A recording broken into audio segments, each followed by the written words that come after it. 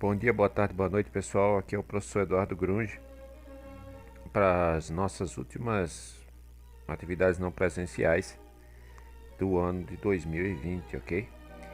Essa semana aqui a gente vai estar postando atividades da 21ª semana, ok? E da 22ª.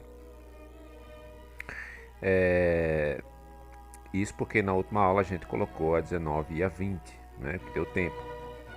Mas isso não implica em dizer que você precise condensar os estudos ou apressá-los, certo? Essa é a última aula desse ano e ela vai se concentrar em garantir para vocês algumas dicas para vocês fazerem um bom texto, né? Então, sem mais delongas, bora ela.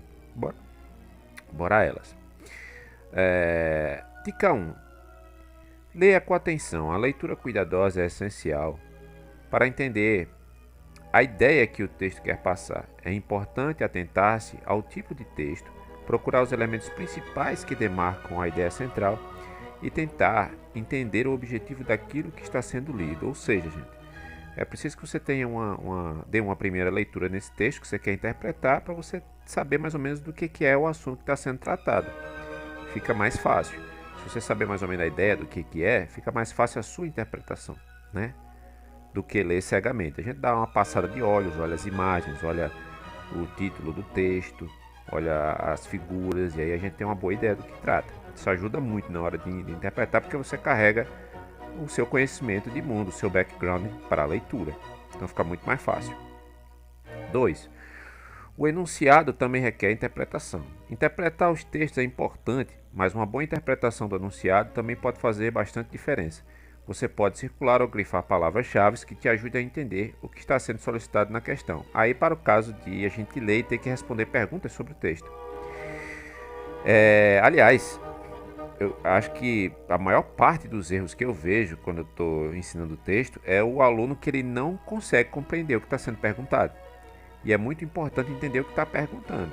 Se está perguntando, você concorda com X ou Y? A resposta vai ser sim ou não. Agora, se na pergunta tem, você concorda com o texto? Por quê? Aí você vai ter que dizer sim ou não e ainda dizer os porquês. Então veja que você responde o que o comando da questão pede. Você não vai responder mais nem menos, né? Isso é importante, né? Ou seja, você dá uma olhada ali na pergunta, no contexto dela e responde apenas o que ela está pedindo, não mais, não menos. Isso ajuda muito. 3. Mantenha-se atualizado. Além da redação, muitas questões de vestibulares também podem exigir um conhecimento de mundo prévio para interpretá-las. Por isso é importante ficar ligado nos assuntos atuais e ler revistas e jornais para se manter informado. Quase sempre os textos que eu trago, e não só eu, é uma tendência, provas de IF, né, de Instituto Federal, da antiga IFRN, vestibular, digo, o antigo vestibular, né, o que é o Enem hoje, até em entrevistas de emprego. Todas as redações de texto que você vai encontrar, normalmente é sobre questões de mundo atuais, né? Eu vejo muito por aí nos exercícios sobre a questão da pandemia. Então, o que eu estou querendo dizer com isso? Para você se manter informado com tudo que acontece ao redor. Isso ajuda na sua argumentação, na sua escrita, na sua interpretação também, né? Mantenha-se informado, leia, porque além de tudo ajuda na tua ortografia, no teu vocabulário, no teu conhecimento da gramática da língua portuguesa de maneira geral, sem precisar recorrer a um manual de regras, ok? 4. Procure a relação entre os textos. Se alguma questão te exigir a leitura de 2 ou mais textos, primeiramente procure o que existe em comum entre eles. Marque os elementos em comum que você identificar em ambos os textos, ligar pontos também pode ajudar a ter uma boa interpretação. Não acontece muito no curso da gente. Normalmente eu peço um texto bem simples para vocês desenvolverem, mas vocês vão chegar lá, vocês vão para o ensino médio e vocês eventualmente vão querer entrar na universidade. Aí você vai encontrar questões de interpretação de texto que tenham 2 ou mais textos. Exemplo, vai ter um texto lá, um gráfico dizendo sobre como cresceu a violência contra a mulher na pandemia. E do outro lado você vai ter um texto falando sobre o relato de uma mulher que sofreu agressão. Então qual é a relação dos dois? Aí você vai ver, a relação dos dois é a violência contra a mulher. Então normalmente você tem textos que se entrelaçam. Você nunca vai ter um texto que não tem nada a ver com o outro no texto. Não existe essa previsão, né? Se houver, é porque necessariamente o texto vai te perguntar coisas antagônicas, ok? Então procure a relação entre os textos. 5. Tenha intenção na leitura. Antes de focar sua atenção no texto em si, procure no enunciado da questão o que exatamente ela quer que você identifique no material. Desta forma, você poderá fazer uma leitura mais intencionada e focada naquilo que deseja achar. Toda leitura, gente, todo texto tem uma intenção comunicativa. Não existe texto sem intenção. Não existe texto jogado ao ar sem nenhuma intenção, né? Qualquer discurso enunciado que o ser humano produz, ele tem uma intenção. Ah, professor, quando eu dou bom dia a alguém, eu não tenho intenção nenhuma, eu só estou sendo cortês e educado. Mas é a intenção. A intenção é você criar um vínculo, uma cortesia, né?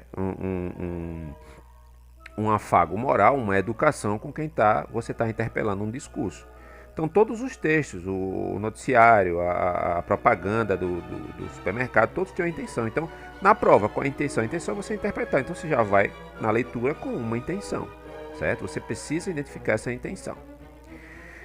Identifique os conceitos apresentados em cada parágrafo. Os parágrafos, gente, como eu já tinha dito para vocês, eles separam, via de regra, digamos assim, uma espécie de assunto dentro daquele grande tema.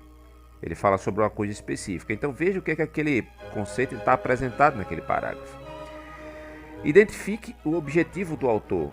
Como eu havia dito, a pessoa que escreve, ela tem uma intenção. Então qual é a intenção dele? Normalmente o cara que escreve uma intenção, por exemplo, o cara está escrevendo um texto sobre a Copa do Mundo no Brasil, que aconteceu em 2014.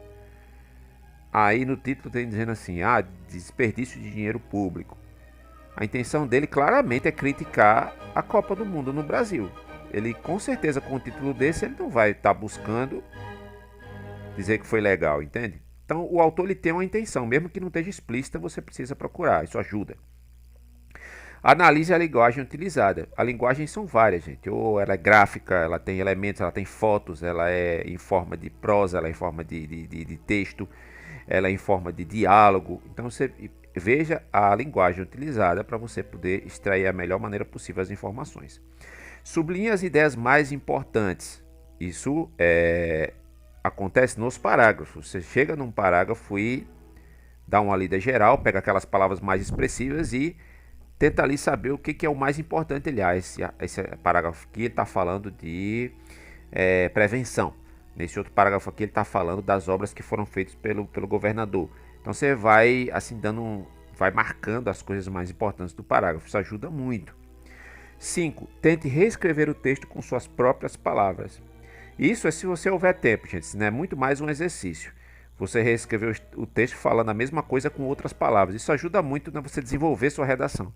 No caso de uma prova, você não vai ter tempo de fazer isso. Aí a sua reescritura vai ser feita mentalmente. Você vê o que está sendo dito ali e conta para si mesmo essa história de uma outra forma dentro da sua cabeça. Professor, isso não é muito abstrato, é muito rápido. Pode ser, mas com o passar do tempo e o treino, isso torna-se quase automático. Ok? E o que temos aqui? Para uma boa redação, finalmente, professor. Como nós fazemos uma boa redação? Esse assunto que a gente vai entregar para vocês na próxima aula. Vai ser extra, tá certo? Eu vou ensinar para vocês aqui como é que estrutura uma boa redação de brinde, uma aula extra, tá certo? Para compensar uma aula ou outra que a gente perdeu aí. Então, sempre que você tiver aquela dúvida, como é que eu faço uma redação? Próxima aula eu vou mostrar para vocês. E a última é extra, já tá fora até do escopo. Beleza, pessoal? Então não perca a última aula, é para as férias, digamos assim, para você nesse recessozinho dar umas praticadas na redação, que é o mais importante. Beleza? Então nem vou me despedir agora, vou me despedir no próximo vídeo. Tá ok? Então, o professor Bruxo ficando por aqui, também vai acompanhar um exercício, essa aula, ok? E a gente se vê na próxima aula. E valeu!